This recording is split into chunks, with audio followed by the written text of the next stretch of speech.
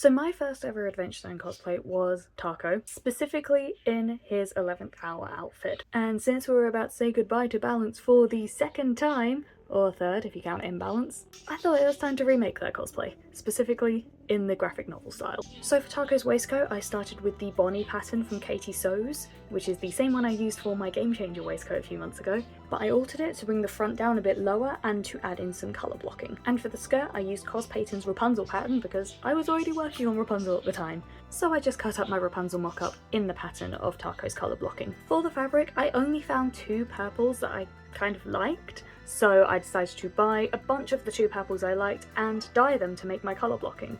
This went absolutely fine. I do not regret any part of this process, and I would definitely do it again. Once all my newly dyed fabric was dry, I basted on some little teardrop shapes onto the side panels of the skirt and satin stitched them on. Back to the waistcoat, I started by sewing together all the little colour block pieces to turn them into actual full pattern pieces again.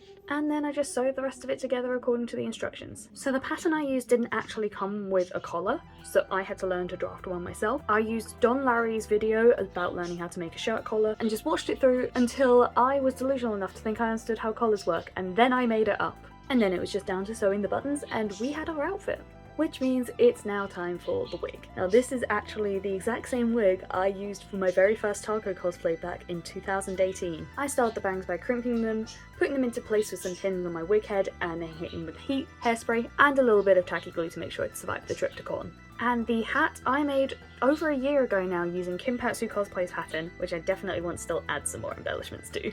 And that's it for now. I'm still missing a belt and of course the Bureau balance bracer, which I didn't realise until I was editing this video. But I guess that means Taako continues to be one of my longest running cosplay upgrades and I wouldn't have it any other way.